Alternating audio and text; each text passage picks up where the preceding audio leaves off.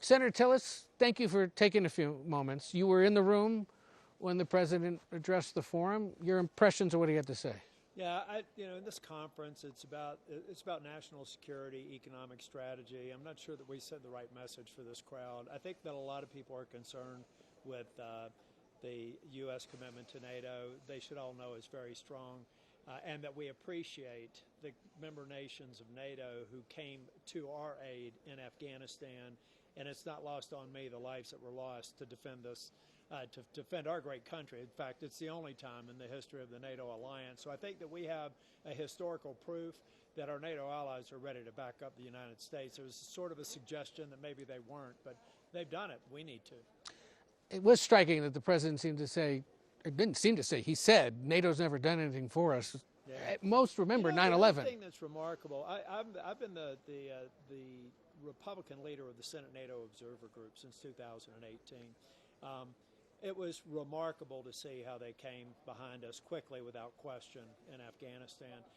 And then there was an agreement struck that the Taliban had completely violated, and yet we decided to withdraw. That was a strategic disaster. We should have maintained forces in Afghanistan, but it was a tactical miracle. We know that China was watching and trying to figure out how these member nations were able to pull off all that we did in that August in 2021 during retrograde in Kabul. That scares China and our adversaries more than any weapons platform we have. Our ability to work together with our allies is our real strength. It's a force multiplier, and it's the only way that we can secure the Arctic, which is at counter purposes with the strategy of trying to acquire Greenland. Should the Trump administration spend any federal dollars buying Greenland? No, I think it's fiscally unsound. My goodness, they've already offered us one base for $1. There were 17 different areas that we occupied at one time during this, between the Second World War and present day.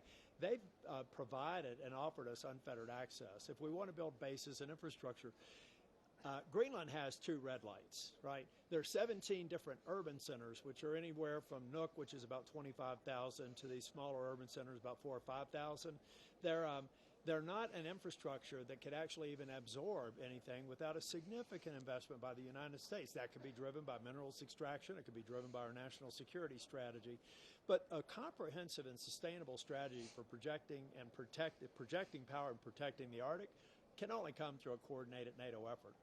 So the idea that we would buy it unilaterally to you is off the table? No, it's absurd. I mean, we'd spend billions of dollars doing it, and then we'd spend billions of dollars sustaining it, when in fact we've got access to the land. Why do we need to own it? We've never owned it. That's one thing I take exception with the president. It's not like we ever had title. We went in and defended that very strategic piece of land. But at the end of the day, it's the natives that do not own land there. I don't know if many people realize, but you don't own land in Greenland. It's owned by the government. You lease land in Greenland. These are not landowners that you can pay for it. It's a unique environment. It's unique to the indigenous people there as well. The 55,000, almost 57,000 people that live there have been there for 4,500 years, and I think that we should show them respect. And if we want to have a presence there, let's work with them, work with the Kingdom of Denmark and the Prime Minister of Greenland to get it done properly. The fact that the president... And much less expensive. Sure.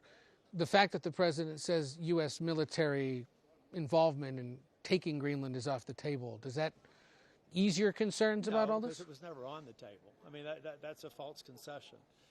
If anybody thinks that the U.S. Congress would have stood for any sort of troops moved to Greenland, I believe we'd have veto-proof majorities within 2 weeks. So it was never on the table. And I get negotiating posture, but also get showing respect to our NATO partners and allies who have died to defend our country. And so this is sort of a red line for me with respect to the importance of NATO. Some people almost treat NATO like it's passé. I think they're making a huge mistake. They should look at the 62 F-35s that are on order from Finland, a new NATO country. They should look at the Arctic, or the actually icebreaker capability that comes from Finland that now may be subject to a tariff. So our icebreakers that we're buying from Finland will cost more as a result of tariffs that we're applying to it. See, this doesn't make sense with partners in democratic nations. We've got to straighten this out and have a coherent strategy that involves a long-term commitment to NATO. If I'm listening to you react to this, I would walk away thinking you think the president is wasting America's time.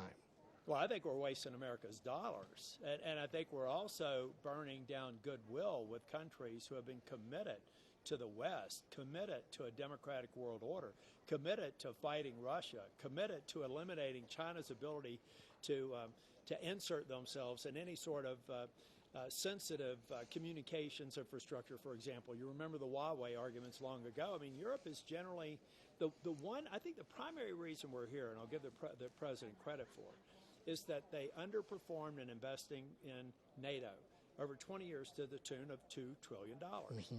That's one of the reasons why we're here. But we're past that now. I think that they should plus up their commitments, which they have, and sustain them.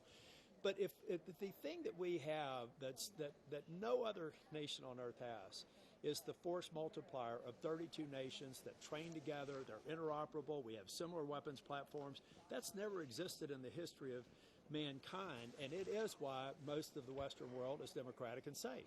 You've been in Europe since the weekend, yeah. Had a lot of conversations with business and political leaders across the continent. What are you hearing, and what do you tell them in response? Well, there's a lot of concern. I had a number of meetings here, and the thing that I'm concerned with is a coordinated response. And I've been concerned with this since the tariffs were originally imposed on so-called Liberation Day. A coordinated response economically, I do think could create froth and headwinds for the U.S. economy, and we've got to avoid it. It's also not sustainable. If you see other major trading blocks occur, it could ultimately cause long-term problems for the people back home. And I think that we can have a good, productive relationship. We should have fair trade. We shouldn't have significant deficits. I credit the president for addressing some of that. But when you're imposing tariffs on people that have a surplus, it's irrational and unsustainable. You're talking about the bazooka tariff, the idea that they would levy all these tariffs on us. 50% tariff on Brazil, for example. We've had more than a century-long relationship with them. They have a surplus. Why would we do that? Yeah. I mean, we need to be, and we also need to be smart about how we apply the tariffs, too. I think they have to be done under legislative authority, not under emergency authorities. All right. So bottom line, you walk out of that room in disagreement with what the president's trying to do regarding Greenland. Right. And with no less information on how exactly he's trying to get it done.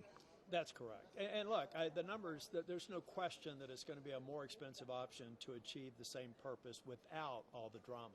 Do you think has anyone told him that this agreement exists, that all he's got to do is say, let's just build a base? In 1951,